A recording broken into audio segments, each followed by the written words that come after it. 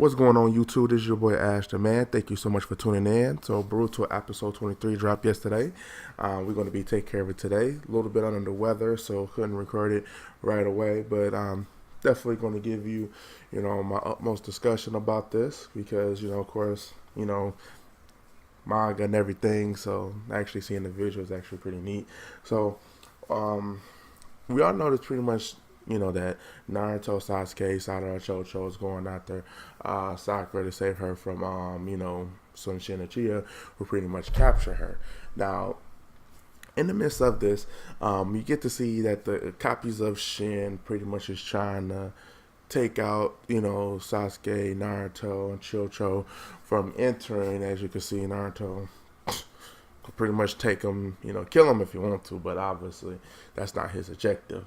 Now, you get to see, a little bit of a bonding moment between Sadara and Sasuke and, in that situation. But the fight scene with Sakura and Shinichia, man, that was actually a pretty interesting fight because we haven't really seen, Sakura, really in battle like that. You count the number of battles you really see her in is just her punching the ground or just punching somebody. Never a really intense exchange back and forth. You never really got to see that, in my opinion, unless it was the Fourth Great War.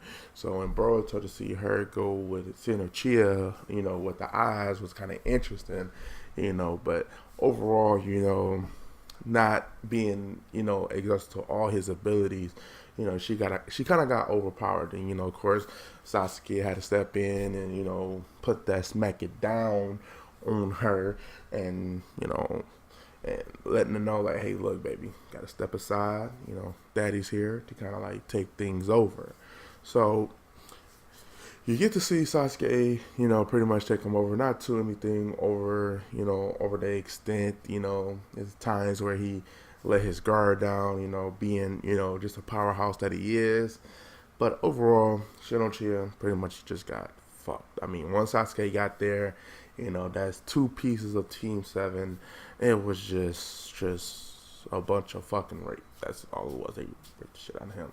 But all in all, this episode did bring some highlights. You get to see Kabuto make a cameo in there because, of course, he's in an orphanage. Now, an interesting thing though is that, and I'm thinking with all these Shin copies and giving them their own personal ideas is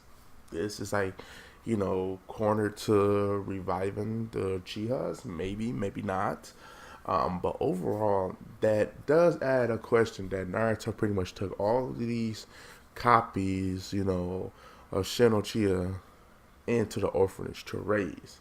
So definitely would like to see that, some type of reference to that. Maybe, Sasuke actually comes live in a village. It kind of bring that feeling of the Chihas, being back towards them. We never know. I mean, that's definitely, an obstacle that they can definitely take in this. I mean, it's just want to know what the F's kind of thing. What if, they actually do something with that. Or maybe this is just something for right now and they just throw this on the back burner just in case if they really needed something. I'm not sure.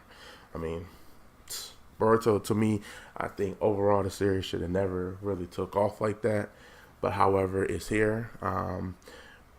And they actually, this episode pretty much confirms that Sadara, story has really ended, for what, what was given to us. Now, it was good. Now, these last episodes of just focusing on the horror and not just bratty old Boruto is actually really interesting. She actually had a purpose and actually followed through on that, seeing hey, look, this person look like my mother and things like that, and kind of find out that Karine is not actually her mother but helped deliver her.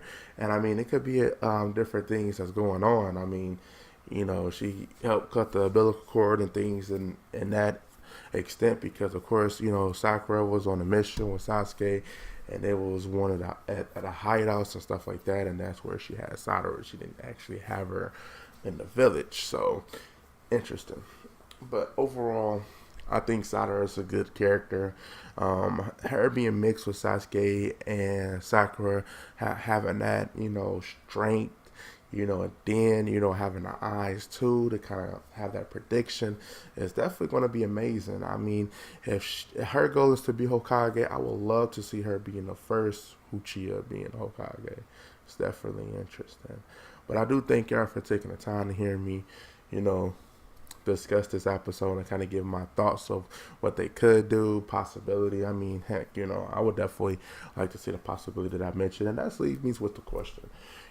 With the direction that they went and telling us about about Sadara, her, journey of finding out. I mean, do you think it was a good take that, they took time away from Boruto? Me personally, I think they did. I don't think they should have focused on Boruto, keeping it directly with Naruto. I think they kind of like should have just, made it a mini series with just focusing on Sadara. Maybe that could have been some more insights, but I guess, everybody wants to see, how that, first scene with older Boruto, and the village being destroyed. So I'm not sure how long that's going to take, but I don't want this to drag on too long. So yeah, but thank you again for definitely tuning in. Ashton Man, and I'm out.